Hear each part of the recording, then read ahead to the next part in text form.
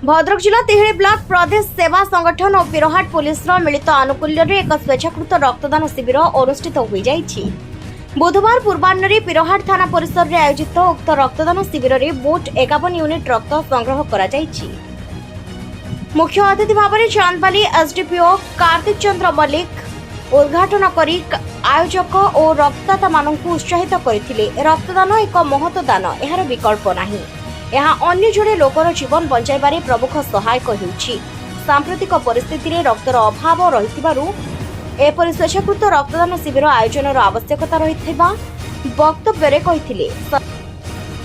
सम्मानित अतिथि भाव में सिंदोल विभिन्न पंचायत जनप्रतिनिधि समाजसेवी और सांबादिक माने जोग देई समस्त उत्साहित करथिले। पिरोहाट थाना और संगठन कर्मकर्ता प्रमुख परिचालन में सहयोग करथिले।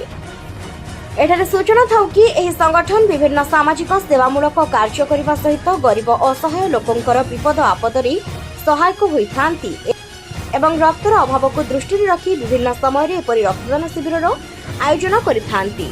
देखो रक्तदान गोटे महत्दान, रक्तर आवश्यकता समस्त अच्छी। प्राय आमर सारा विश्व में थैलासेमिया रोगी मानकर रक्त जो आवश्यकता रोचे से आज आमर प्रदेश संगठन एवं पिरोहाट थाना आनुकूल्य एक रक्तदान शिविर संगठन करा जायछि। एथिरे बहुत व्यक्ति आसिक रक्तदान देइछन्ति।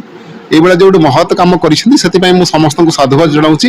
ये समस्त उत्साहित जदि यह संगठन सब आयोजन करती शिविर यदि आयोजन करती आम जो रक्तहीनता रोगी और रक्तर आवश्यकता रोगी मान निश्चिंत भाव में समाज गोटे उपकृत हाँ से आदि साधुवान जनाऊँगी। जो सभ्य मैंने सब ये प्रकार आयोजन कर निश्चित भाव में किसी वार्ता देव और रक्तहीनता लोक मान निश्चित भाव में नुआ जीवन से दान कर।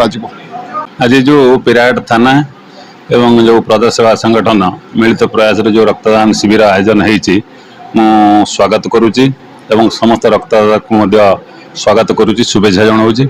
ये रक्तदान एक महत्वपूर्ण आज सारा भारत वर्ष हो सारा ओडिशा रे हो गरीब निरीह लोकटे रक्त टिके पाई जिते मेडिकल बेड पड़ुचे रक्त टिके पाइबापी 12 पिंडा 13 जगह होउची।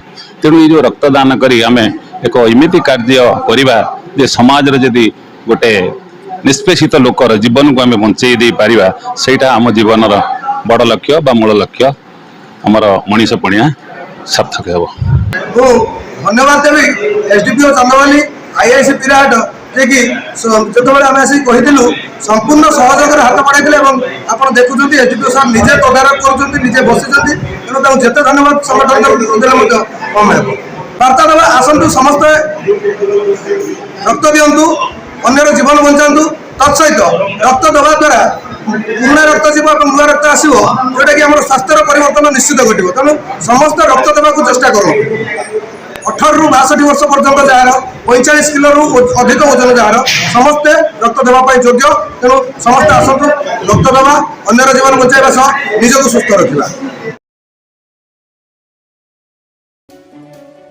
तिहिड़ीरू संजय दास का रिपोर्ट उत्कल न्यूज।